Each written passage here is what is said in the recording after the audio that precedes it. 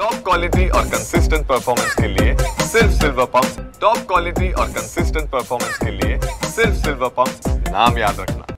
मला वाटतं राहुल गांधी हा मूर्ख माणूस असल्याचं अधोरेखित झालेलं आहे आणि छत्रपती शिवाजी महाराजांच्या विषयी किती आस्था आणि गंभीरता आहे यावरून दिसून येतं।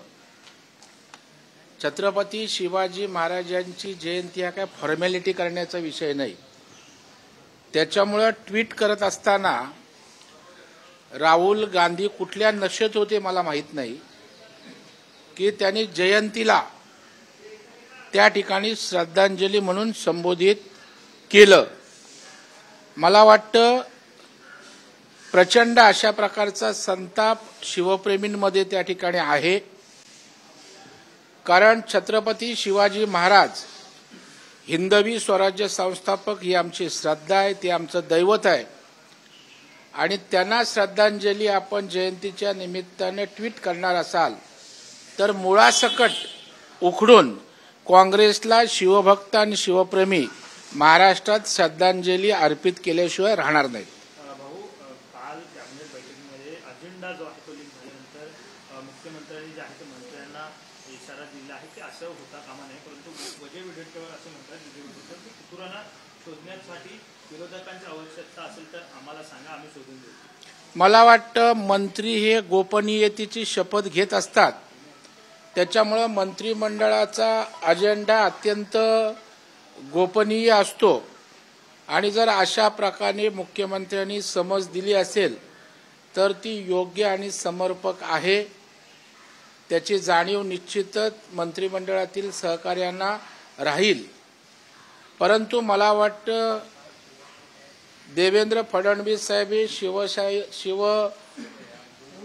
छत्रपती शिवाजी महाराजांचा आदर्श विचार घेऊन राज्यकारभार करतायत आणि त्याच्यामुळं गनिमी कावा काय असतो हे महाराष्ट्राने अनेकदा देवेंद्रजींकडून अनुभवलंय।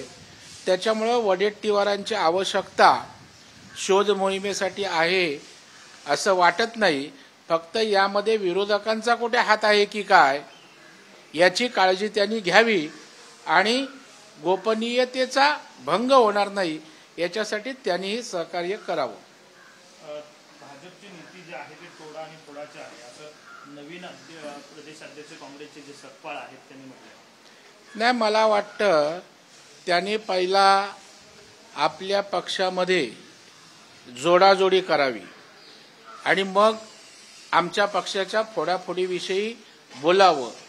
आपला पक्षच एवढा फुटलेला आहे, एवढे आपापसात गट तट आहेत, त्यांना जोडण्याचं काम त्या ठिकाणी नवीन प्रदेशाध्यक्षांनी करावं आणि मग आमच्या फोडाफोडीवर भाष्य करावं। नाहीतर आपली सगळी दानादान झाले आणि दुसऱ्याच्या फोडाफोडीवर केवळ बोलघेवडापणा होईल। त्याच्यामुळे मला वाटतं काँग्रेसला सावरण्यासाठी वाचवण्यासाठी तुम्ही काम करण्याची आवश्यकता आहे, केवळ वक्तव्याने काँग्रेस उभारी घेऊ शकत नाही।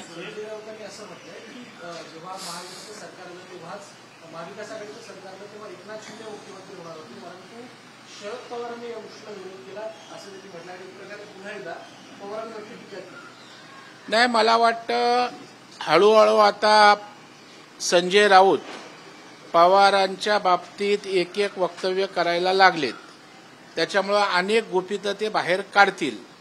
त्यातलाच हा प्रकार आहे, कारण आता संजय राऊतांना पण पवार साहेबांवर विश्वास राहिलेला नाही। तशा प्रकारचं वक्तव्य गेल्याच पुरस्काराच्या संदर्भात एकनाथ शिंदेना जो दिला त्या संदर्भात संजय राऊतचा तिळपापड झालेला आपण पाहिलेला आहे आणि त्याच्यामुळे आता त्या ठिकाणी खरं काय होतं हे राऊत सांगतायत, परंतु त्याच्या पुढचं खरं हे आहे की संजय राऊतांना मुख्यमंत्री व्हायचं आणि पवारसाहेब त्याच्या बाबतीत सुद्धा सकारात्मक असल्याची माहिती आहे। तथापि शिवसेनेत मोठा प्रचंड प्रक्षोभ होईल असं भासवलं गेलं आणि उद्धवजींचं प्यादं पुढे आणलं गेलं। जर तसं पाळलं गेलं असेल तर शिंदेना मुख्यमंत्री कसा आला म्हणजे तुमच्यावरती दिसणार नाही, मला वाटतं संजय राऊतांनी आता शिळ्या कडीला ऊत आणू नये. शिंदे साहेबांनी नवीन संसार मांडलाय, ते मुख्यमंत्री होऊन गेलेत, आजही उपमुख्यमंत्री म्हणून महाराष्ट्रात त्या ठिकाणी नेतृत्व करतायत, काम करतायत. आता शिंदे त्या ठिकाणी गद्दार या पलीकडे जाऊन आपला संघटना रोज खिळखिळी होते त्याची काळजी करावी. केवळ पोपटपंची बोलघेवडापणा आपण करत राहिलात आणि पूर्णपणे अख्खा पक्ष आपले निष्ठावंत कार्यकर्ते आणि नेते हा शिंदे साहेबांकडे जायला लागलेत. त्याच्यामुळं बोलघेवडापणा करण्यापेक्षा त्या ठिकाणी काम करावं अशी मला वाटतं अपेक्षा आहे. कुठेतरी डान्सबार सुरू होण्याच्या संदर्भात राज्य सरकारकडून हालचाली केल्या जात आहेत. काल मंत्रिमंडळाच्या बैठकीमध्ये सुद्धा त्या संदर्भात प्रस्ताव आला होता आणि कठोर नियम लागू करून या सगळ्या संदर्भात अंमलबजावणी होईल अशा प्रकारचे आता निर्देश एक प्रकारे प्रशासनाकडे दिले जातात. मला याची कल्पना नाही.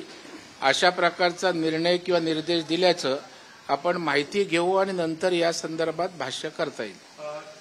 धनंजय मुंडे आणि सुरेश धस जे आहेत यांची जी भेट झाली हा कट जो आहे तो बावनकुळे यांनीच रचला होता असा आरोप संजय राऊत. मला वाटतं अशा प्रकारचा कट रचण्याची काही आवश्यकता नाही. बावनकुळेंचा तो स्वभाव नाही, ती आमची प्रवृत्ती नाही. प्रदेशाध्यक्ष म्हणून बावनकुळेंनी बोलवल्यावर पक्षाचा आमदार म्हणून जाणं हे आमचं कर्तव्य आहे. त्या कर्तव्य भावनेतनं त्या ठिकाणी धस गेले, परंतु गेले म्हणून धसच्या विश्वासार्हतेवर कुठेही प्रश्नचिन्ह निर्माण होता कामा नये. धस यांनी घेतलेलं आंदोलन, घेतलेला विषय ते कुठल्याही प्रकारे तडजोड न करता तडीस नेतील अशा प्रकारचं त्यांनी सांगितलंय आणि त्यांच्यावर सर्वांचा विश्वास आहे. जरांगे पाटील असं म्हणतात की धसांना वरती दबाव जो आहे तो भाजपने आणला म्हणून ते मुंडेंना भेटायला. नाही, मला वाटतं अशा प्रकारचा दबाव आणण्याची आवश्यकता नाही. तसा असतं तर पहिल्याच दिवशी भाजपनं किंवा आमच्या नेतृत्वानं त्यांना सूचना दिली असती. परंतु हा विषय गुन्हेगारीचा आहे, हा विषय कुठल्या समाजाचा नाही आहे आणि गुन्हेगारी प्रवृत्तीच्या विरोधात भाजप सतत लढलाय. त्यामुळे अशा प्रकारचं थांबवण्याचा विषयच उद्भवत नाही. राहुल सोलापूरकर यांनी जे वक्तव्य केलं होतं त्यावर कारवाई झाली नाही. जरांगे पाटलांनी थेट सरकारवरती निशाणा साधलाय की सरकारचा आशीर्वाद जे आहे ते त्या सोलापूरकरांना आहे आणि म्हणून कारवाई केली. मला वाटते जरांगे आता पुन्हा त्या ठिकाणी आपला विषय घेऊन त्या ठिकाणी मार्केटमध्ये येत आहेत, कारण मध्यंतरीच्या काळात बरेचसे बॅकफुटला गेलेले आहेत. परंतु अशा प्रकारे कुठलीही क्लीन चिट दिली जाणार नाही. अशा वक्तव्याची गंभीर दखल माननीय मुख्यमंत्र्यांनी सरकारने घेतलेली आहे.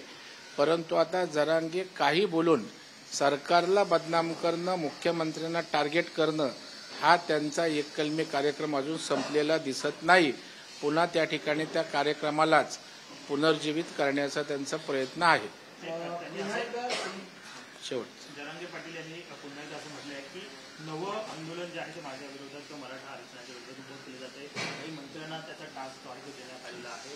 कुठेतरी जे आंदोलन सुरू आहे तो दाबण्याचा प्रयत्न नाही. मला वाटतं सरकारमधला मंत्री कधी आंदोलन करत नाही, त्याच्यामुळे कुठल्याही प्रकारचा आधार अशा प्रकारच्या वक्तव्याला नाही. काही निराधार बोलायचं अशा प्रकारचं ते वक्तव्य दिसतंय. शेवटचा प्रश्न, विकिपीडियावरती संबोधनांच्या संदर्भात आक्षेपार्ह सुरू होता. त्याबद्दल काल सायबर सेलनं विकिपीडियाला नोटीस सुद्धा दिली होती, परंतु अजूनही 12 तास उलटली तरी सुद्धा कुठलाही बदल यामध्ये करण्यात आलेला नाही. मला वाटतं राज्याचे मुख्यमंत्री या विषयात अत्यंत गंभीर आहे. त्यांनी अत्यंत कठोर कारवाईचे आदेश दिलेले आहेत. त्याच्यामुळे सायबर सेलने तशा प्रकारची प्रक्रिया सुरू केली. जी काही प्रक्रिया असेल ती पूर्ण होऊन यावर त्या ठिकाणी ते तर दूर केलं जाईलच, परंतु त्यांना डांबलं पाहिजे, त्याला ताब्यात घेऊन कठोर कारवाई केली पाहिजे. ती होईल अशी मला अपेक्षा आहे. विधानसभा निवडणुकी जाती आहे आणि मुंबई महापालिका निवडणुकी बाकी असे एकनाथ शिंदेनी म्हटलं आहे कुठेतरी उद्धव ठाकरेंना पुन्हा दिवस दिला नाही. डिवचण्याचा काय प्रश्न येतोय?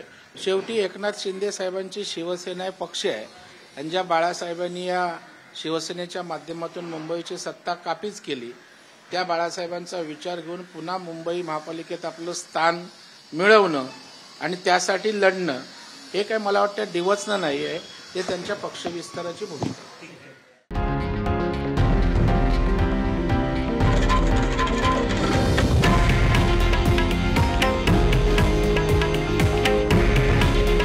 हे आहे देशातील नंबर 1 न्यूज नेटवर्क आणि आपण पाहत आहात TV9 मराठी. काळजी तुमची, हित महाराष्ट्राचं.